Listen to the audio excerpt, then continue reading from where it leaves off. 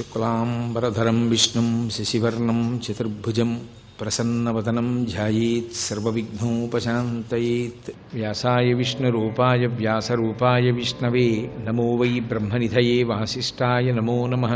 విమలపటి కమలకుటి పుస్తకరుద్రాక్షసస్తహస్తపుటి కామాక్షి పక్ష్మలాక్షి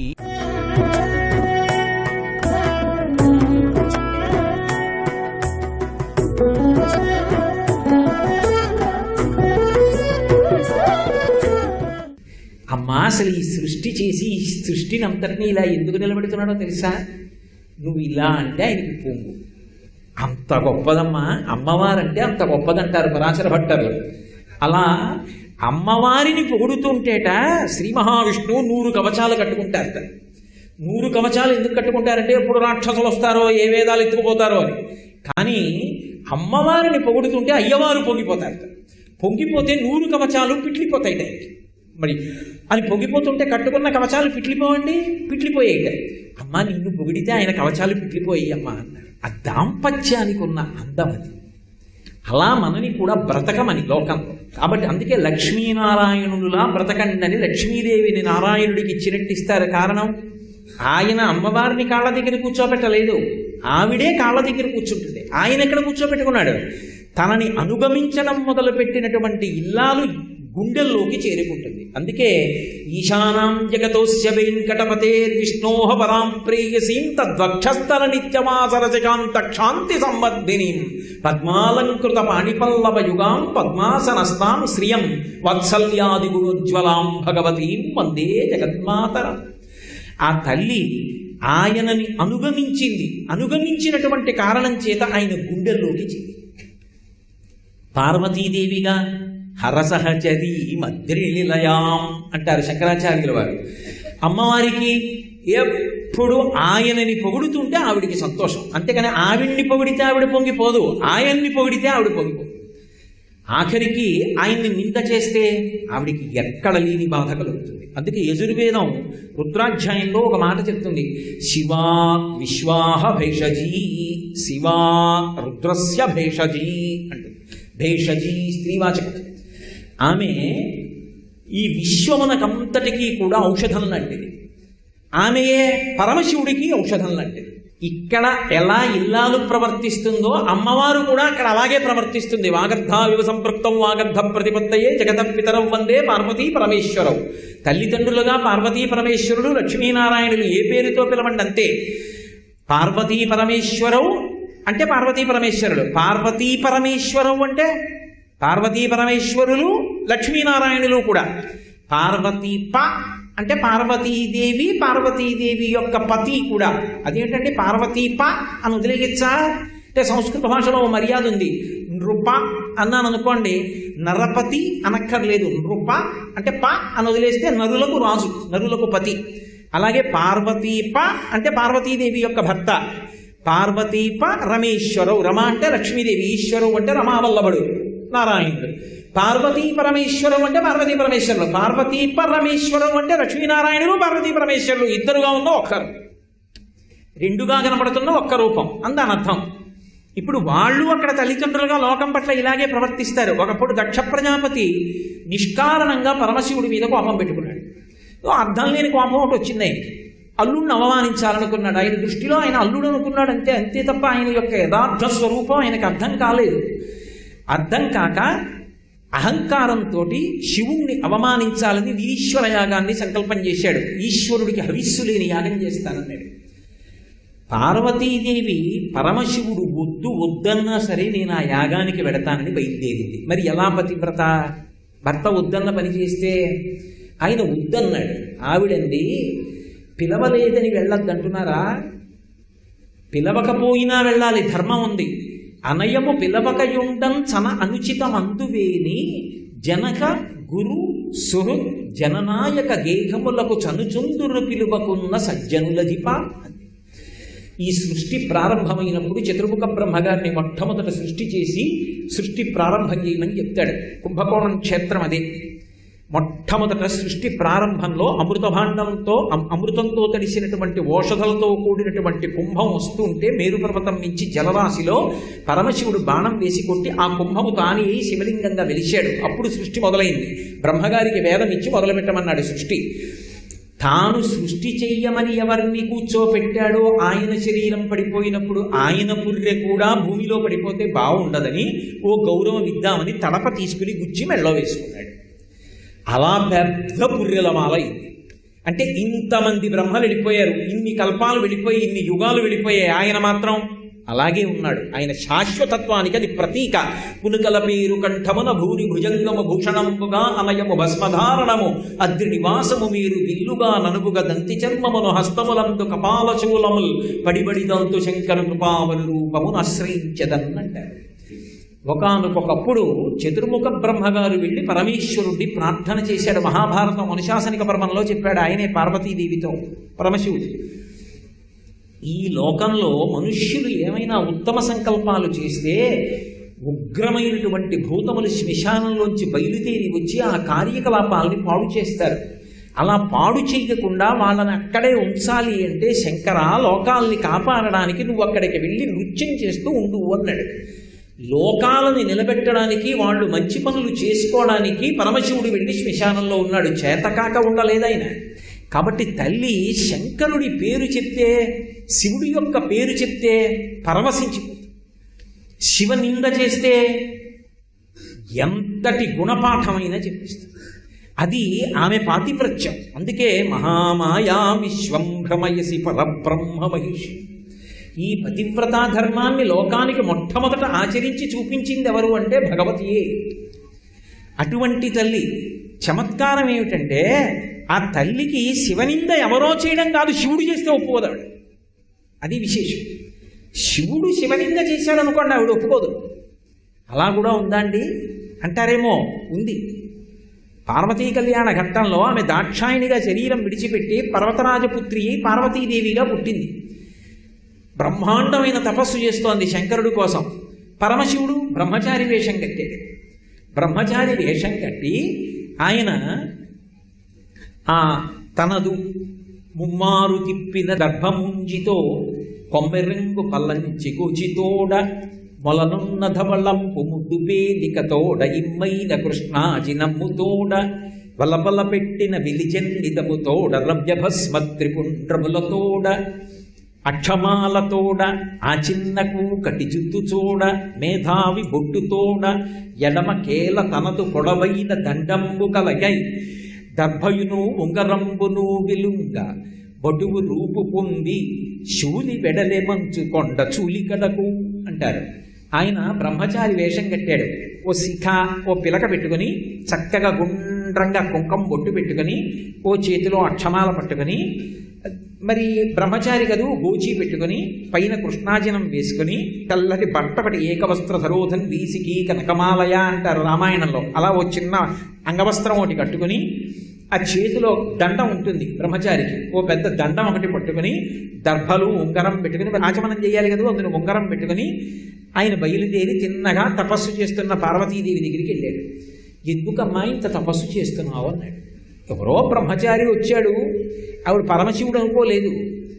ఆవిడ పాతివ్రత్య వైభవాన్ని లోకానికి చాటి చెప్పాలి అంటే, లోకానికి సతీధర్మాన్ని నేర్పడం కోసం అని ఆవిడ దగ్గరికి వెళ్ళన్నాడు. అవ్వా అవ్వా అవ్వా అవ్వా, పరమశివుడి గురించి తపస్సా, ఆయన్ని భర్తగా పొందుతావా, అసలు నీకేమైనా బుర్రుందమ్మా అన్నాడు. ఏ పరమశివుడికి ఏం తక్కువ అంది ఆవిడ. తరలాక్షియాతడు ధనవంతుడందు మా కోరివేడిన కానికుడు లేదు, చిన్నారి వయసున చిన్నవాడందు మా ఏనాటి వాడుకో ఎరుకలేదు, ఆకారమున అతడు బలిమీటి ఎందు మా ఆకారమిట్టిదో అరయవాదు, కులగోత్రములు రెండు తెలియదమందు మా తల్లిదండ్రులిప్పుడు ధరణి లేరు, మగువా బుట్టివాడు దేవుండు చూడడే మాయచేతో కపట మంత్రములను నిన్ను ఎట్లు మరిగించుకున్నాడు, నీకు తగినవాడు కాడుగాడు. ఓ మగువా, పరమశివుడి గురించి తపస్సు చేస్తున్నావా? తరలాక్షియాతడు ధనవంతుడందుమా, పోనీ ఏమైనా డబ్బున్నవాడు అందామా? ఎప్పుడు బ్రహ్మకపాలం చేతిలో పట్టుకుని భవతి భిక్షాందేహి అని తిరుగుతూ ఉంటాడు. అలాంటి వాడితో పెళ్ళి ఏమిటమ్మా? ఎవరైనా కోరి కోరి బిచ్చగాండి చేసుకుంటారా? ఆయనే అమాయకుడై బిచ్చమెంత లేదు. ఎందుకు చేతిలో కపాలం పట్టుకు తిరుగుతాడంటే, ఒరే అక్కర్లేని కోరికలన్నీ ఆ పుర్రెలో పెట్టుకుని పుడుతున్నావు చూస్తున్నావు నన్ను ఒక్కసారి నీ పుర్రెలో పెట్టుకోరా, ఇక మళ్ళీ పుట్టమని చెప్పడానికి భిక్షపడతాడు. కాబట్టి తరలాక్షియాతడు ధనవంతుడందుమా కోరివేడిన కాని కుడు లేదు, చిన్నారి వయసున చిన్నవాడందుమా ఏనాటి వాడుకో ఎరుకలేదు. మంచి యవనంలో ఉన్నాడందామా, అసలు ఆయన ఎప్పుడు పుట్టాడో ఎవరికీ తెలియదు. లోకాలన్నిటికన్నా ముందు ఆయన ఉన్నాడు. లోకాలన్నీ వెళ్ళిపోయిన తర్వాత లోకంబులు లోకేశులు లోకస్తులు తిగిరి తిరిగి అలోకంబగు పింజీకటి కావల ఎవ్వండే కాకృతి వెలుగోతని సేవింతున్నని ఆయన ఒక్కడు ఉంటాడు ప్రళయం అయిపోయిన తర్వాత. కాబట్టి ఆయన వయసు ఎంత ఎవరికీ తెలియదు. నమో నీధిష్టాయ ప్రియతవదవిష్టాయ చ నమో నమక్షోదిష్టాయ స్మరహర మహిష్టాయ చ నమో నమో వర్షిష్టాయ త్రినయన అవిష్టాయ చ నమో నమః సర్వస్మై తే తదిగమితి శర్వాయ నమః అంటాడు శివమహిమ్నా స్తోత్రంలో పుష్పదంతుడు. ఆయనంత దూరంగా ఉండేవాడు లేడు, ఆయనంత దగ్గరగా ఉండేవాడు లేడు, ఆయనంత వృద్ధుడు లేడు, ఆయనంత యవనంలో ఉండేవాడు లేడు. అన్నీ ఆయనకే అన్వయమవుతాయి. అందరికన్నా ముందున్నవాడు కాబట్టి వృద్ధుడు, ఎప్పుడూ కాలానికి లొంగడు కాబట్టి 16 ఏళ్ల పిల్లాడిగా యవ్వనంగా ఉంటాడు. అందుకే చిత్రం వటతరోర్మూలే వృద్ధా శిష్యా గురుర్యువా గురోస్తు మౌనం వ్యాఖ్యానం శిష్యాస్తు చిన్న సంశయా. గురువు యువకుడు 16 ఏళ్ల ప్రాయంలో ఉంటాడు. కాలమునకు మనం లొంగుతాం, ఆయన లొంగడు, అందుకే యవ్వనంలో ఉంటాడు. ఇది లోపల భావం. అందుకని ఏనాటి వాడుకో ఎరుకలేదు, ఎప్పుడు పుట్టాడో ఎవరికి తెలుసమ్మా, ఆయనతో నీకు పెళ్ళేమిటమ్మా, అర్థం ఉందా లేదా అన్నాడు. పైగా ఆకారమున అతడు బలిమేటి ఎందుమా ఆకారమిట్టిదో అరయరాదు. పెళ్లి కొడుకు ఎలా ఉంటాడంటే తెల్లగా ఉంటాడండి, పొడుగ్గా ఉంటాడండి, అలా ఉంటాడు ఇలా ఉంటాడు చెప్పాలా?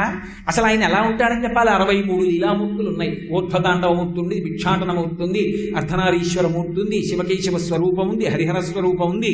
ఇందులో ఏ మూర్తి అని చెప్పాలి? పెళ్లి కొడుకు ఏ ఫోటో చూపించి చెప్పాలి, ఏ ఆకారం అని చెప్పం.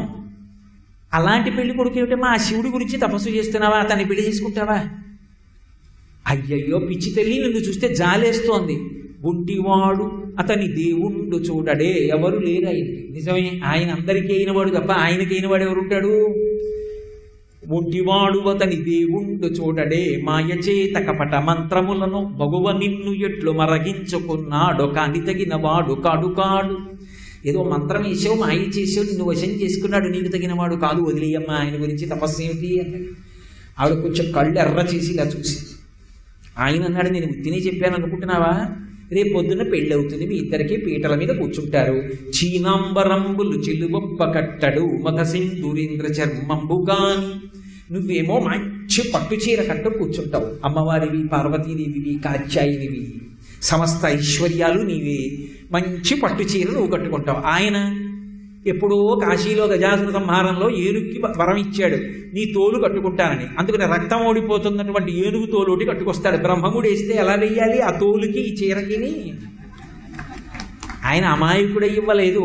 గజాసురుడు కాశీ పట్టణాన్ని పాడు చేస్తుంటే త్రిశూలాన్ని గుచ్చి వీడితో పెద్ద యుద్ధం కూడా ఏమిటనో అలా పైకెత్తి అక్కడ పెట్టేసి హాయిగా తపస్సు చేసుకుంటున్నాడు. గజాసురుడు ఆయన శక్తి చూసి సామమంత్రాలతో ఆయన్ని కీర్తించాడు. అప్పుడు సంతోషించి పైకి చూశాడు, ఏం కావాలరా అన్నాడు. నెత్తురంతా ఓడిపోయింది. శివ, నా చర్మం ఎప్పటికీ నలగకూడదు, వడలకూడదు, నెత్తురు కారణం ఆగకూడదు, కానీ దుర్గంధం రాకూడదు. ఈ చర్మం కట్టుకోవా శంకరా అన్నాడు. కట్టుకుంటాను రా అని ఒలిచి కట్టుకున్నాడు. నా పేరు మీద శివలింగంగా వెళ్ళన్నాడు. అందుకే కృత్తివాసేశ్వరుడు అన్న పేరుతో కాశీలో శివలింగం ఉంది, ఏనుగులాగే ఉంది. అందుకని మహానుభావుడు వరమిచ్చాడు ఏనుగు చర్మాన్ని, అందుకు కట్టుకున్నాడు ఏనుగు చర్మాన్ని, అంతే తప్ప ఏదో సరదాగా కట్టుకోలేదు. ఆయన భక్తపరాధీనతని చెప్తున్నారు ఆంతరంగా, అంతేకాని నిజంగా ఏదో అలాగే చెప్పానని మీరు అనుకోకూడదు. అందుకని మళ్ళీ నేను లోపల విషయం కూడా చెప్తున్నాను. కాబట్టి అమ్మ, రేపు పొద్దున్న ఎలాగమ్మా నీ పట్టు చీరకి ఆయన ఏనుగు తోలుకి గుడేస్తారు? అలాంటి వాడితో పెళ్ళి ఏమిటమ్మా? చీనాంబరంబులు చెలువొప్ప కట్టడు మదసింధూరేంద్ర చర్మంబుగాని, రత్నకంకణములు రమణుడై తొరగడు ఫణిలోక రాజ కంకణము కాని. చక్కగా పెళ్లి కొడుకు అంటే రత్న కంకణాలు వేసుకోవాలి. నువ్వో ఒంటి నిండా అద్భుతమైన బంగారు నగలు పెట్టుకుంటావు. కస్తూరి తిలకంచి తెందు విలసంత్రోద్భాసి పాలస్థలిం కర్పూర ద్రవ మిశ్రచూర్ణ కపురామోదోల్ల సద్వీటికాం లోలాపంగ తరంగ తైరితి కృపాసారైర్మతానందినీం శ్రీశైలస్థలవాసినీం భగవతీం శ్రీమాతరం భావయే. అన్ని నగలు నువ్వు పెట్టుకుంటావు. ఆయన పాతాళలోకంలో ఉండేటటువంటి నాగులలో పెద్ద పెద్ద నాగులన్నీ ఆయన గురించి తపస్సు చేస్తే మెచ్చుకుని వాటిని ఆభరణాలుగా వేసుకుంటాడు. మెళ్ళో 2-3 పాములు, ఏ అవయవానికి సైజుకి తగిన నగలు ఆయనకు ఉంటాయి. పెట్లు ఉంటాయి, అది మూత ఇస్తాడు. ఓ పిల్ల పాముని తీసుకుని చేతికి ఎట్టుకుంటాడు, ఇంకా చిన్న పిల్లని తీసుకుని వేళ్ళకి ఎట్టుకుంటాడు. ఇవన్నీ పెట్టుకుని పెళ్లికి వస్తాడు. ఎవడమ్మా కాళ్ళు కడిగేవాడు? ఇలా పాదాలు చాపాడంటే, మీ నాన్నగారు కాళ్ళు కడగాలంటే 2 పాదాలకి 2 పాములు ఇలా తలెత్తి నించుంటాయి. ఎలా కడుగుతారమ్మా? ఏమన్నా అర్థం ఉందా? నువ్వు రత్న కంకణాలు ఎట్టుకుంటావు, ఆయన పాములు ఎట్టుకుంటాడు. ఏమిటమ్మా ఆయనతో నీకు పెళ్ళి ఏంటమ్మా అన్నాడు. పాము అన్న మాటకు అర్థం మృత్యు. ఆయన మృత్యుంజయుడు, అందుకని ఆయనకి పాము ఆభరణం. ఆయన పెట్టుకునే పాములు పిల్లపాములు మృతపాములు కాదు. వాసుకి, తక్షకుడు, ఆదిశేషుడు మొదలైన వాళ్ళు ఆయనకి ఆభరణాలు. నటరాజుగా ఆయన నాట్యం చేస్తుంటే అందరూ తలో వాయిద్యం వాయిస్తున్నారు. ఆదిశేషుడు ఒక్కడు ఏ వాద్యం వాయించకుండా అలా చూస్తున్నాడు. పతంజలి, ఆదిశేషుడు ఇద్దరు చూస్తూ ఉంటారు. చూస్తుంటే విఘ్నేశ్వరుడు తెప్పి పొడిచాడు, నువ్వు ఒక్కడివి చూడు ఎలా చూస్తున్నావు అని. ఆయన అన్నాడు, ఆ నందీశ్వరుడికి కొమ్ములు ఉన్నాయి, అందుకని నేనేమో ఏమీ చేయకుండా నృత్యం చూస్తున్నానని నన్ను అవహేళన చేశాడు. అందుకే కొమ్ములు దీర్ఘాలు లేకుండా నేను నటరాజు యొక్క నాట్యాన్ని వర్ణిస్తానని హ్రస్వాక్షరాలతో ఆయన తాండవాన్నంతటిని వర్ణించాడు ఆదిశేషుడు. నేను చూడటం కాదు, వెళ్ళి ఆయన పాదాన్ని పట్టుకుంటానని ఎగిరి పరమశివుడు యొక్క పాదాన్ని చుట్టుకున్నాడు ఆదిశేషుడు. అంతటి మహానుభావుడు. అటువంటివన్నీ ఆయనకి ఆభరణాలు. కాబట్టి అమ్మారే పొద్దున్న ఆయనేమో పావులు ఎట్టుకుంటాడు, నువ్వు రత్న కంకణాలు ఎట్టుకుంటావు. మీ ఇద్దరికి పెళ్ళి ఏమిటమ్మా? ఎలా కుదురుతుంది? చందన గంధం భుజానడై పూయడు మదపంచబాణ భస్మంబుగాని. పెళ్లి కొడుకు అంటే చక్కగా ఒళ్ళంతా చందనం రాసుకొని సువాసన వస్తూ ఉండగా కూర్చోవాలి. ఆయన తన 3వ కంటి మంటతో చంపేసినటువంటి మన్మధుని యొక్క బూది నీళ్లలో కలుపుకొని ఒళ్ళంతా భస్మ అలుదుకొని వస్తాడు. ఏమైనా బాగుంటుందా? నువ్వు ఒంటికి కస్తూరి అవి రాసుకుంటావు. ఏమిటమ్మా ఆయనకి నీకు పెళ్ళి ఏమిటమ్మా? ఏమైనా బాగుంటుందా? కాదు. కోరికలకి అతీతుడు శంకరుడు. కామ దహనం చేస్తాడు ఆయన. ఆయనకి కామ ఉండదు. ఆయనకి ఎందుకు ఉండదంటే అన్నీ తన వీరవాడికి ఇంకా మళ్ళీ కొత్తగా కోరికే ఉంది. ఆయన నిత్యతృప్తుడు. కాబట్టి ఆయనకి నీకు పెళ్ళి ఏమిటమ్మా? పైగా ఆయన దగ్గర ఉన్న లక్షణం ఏమిటో తెలుసా తల్లి? అసలు మెడలో పువ్వుల దండలు భోగియై తొరమడవు వెలయింతలిని రే వెలుగు కాని. మెడలో పూలదండ వేసుకుని ఉండాలి. నాస్రగ్వి అని పురుషుడు మెడలో పూలదండ వేసుకుని ఉంటే మంగళప్రదుడై ఉన్నాడు అని గుర్తు. అందుకే పూర్వం పురుషులు మెడలో పూలదండ వేసుకుని తిరుగుతూ ఉండేవారు. అలా పెళ్లి కొడుకు అంటే పూలదండ వేసుకుని ఉండాలి చక్కగా. అంతేగాని పూలదండ లేకుండా పెళ్లి కొడుకు కూర్చుని ఇక పెళ్లి కొడుకు ఏమిటి? ఆయన పూలదండ వేసుకోవడమ్మా అర్ధనా ఖర్చు లేకుండా అర్ధరాత్రి వెలిగే చంద్రబింబాల్లో దాన్ని తెచ్చి ఇలా పెట్టుకుంటాడు ఇక్కడ కిరీటం మీద. ఏమైనా బాగుంటుందా 10 మందిలో చూడడానికి? నువ్వేమో అద్భుతమైనటువంటి పూలదండలు వేసుకుంటావు. పైగా నీ సిగలోంచి వచ్చే సువాసన చూడడానికి దేవలోకంలో ఉన్న పువ్వులు నీ సిగలోకి రావాలని కోరుకుంటాయి. సహజ సుగంధం ఉంది నీ యొక్క కేశపాశానికి. ఆ నువ్వెక్కడా, ఆయన ఎక్కడ? ఆయనతో నీకు పెళ్ళి ఏమిటమ్మా? పైగా ఇంట నిండ నొల్లడొలుపులలో కాని జనయ సింహమెక్కడిద్దు కాని. పోనీ రేపు పొద్దున్న పెళ్ళి అయ్యాక గృహప్రవేశం చేయాలి, శ్మశానానికి వెళ్ళాలి, అక్కడ ఉంటానికి. పోనీ ఆయనకి వాహనం లేదు, ఎప్పటి ముసలెత్తు అది. ఇద్దరూ ఎక్కాలి కదా, అది చర్యలు పడుతుంది. పోనీ సింహం ఉంది ఎక్కమంటే ఎక్కడం, నా ఇద్దే ఎక్కుదామంటాడు. యనయ సింహమెక్కడిద్దు కాని. ఇలాంటి వాడు ఏమిటమ్మా? ఓ తల్లి, నేను ఒక్క మాట చెప్పనా? వెర్రి అనగ శివుడే వినవే చెప్పుమా. వెర్రాడు ఎవరైనా ఉన్నాడంటే లోకంలో శివుడు ఒక్కడే. ఎవరి మాట్లాడుతున్నది? బ్రహ్మచారి రూపంలో వచ్చిన శివుడే అన్నాడు. చూద్దాం ఏమంటుందో. ఆవిడ బుసలు కొట్టింది. బుసలు కొట్టి ఆవిడ చెలికెత్తెల్ని పిలిచింది. పైగా అక్కడతో ఊరుకున్నాడా? ఓ మాట అన్నాడు, ముదిమిలేనివాడ మోహనాకారుండ తరుణి నిన్ను ఏల తగినవాడ నన్ను తవిలి నీవు నా వెంట చనుదెమ్ము వనట కొందనే లవనజనేత్ర అన్నాడు. ఆ పరమశివుడు ఎందుకు? బ్రహ్మచారిని, మంచి ప్రాయంలో ఉన్నాను, యవ్వనంలో ఉన్నాను, రామనిద్దరం విడిపోదా ఉన్నాడు. ఆవిడంది చెలికెత్తెల్ని పిలిచింది. వీడట బ్రహ్మచారియట వీధుల పెట్టగ రాని మాటలే ఆడుచునున్నవాడు నమశివాయుండాడగరాదు మదనాంధుడు వీడి పండ్లుడగ వేసి దొబ్బుడని ఉగ్రత పల్కిన కాంతలందరూ. వీడెవడో దురాత్ముడు, బ్రహ్మచారిట. వీడు చెయ్యకూడని ప్రసంగాలన్నీ చేస్తున్నాడు, శివనింద చేస్తున్నాడు. వీడి పళ్ళు ఊడిపోయేటట్టు కొట్టి ఈక్షాసలు మారేండి ఆశ్రమం అవతలకండి. ఆ చెలికెత్తెలందరూ వచ్చి మీద పడి పట్టుకున్నారు పరమశివుడు.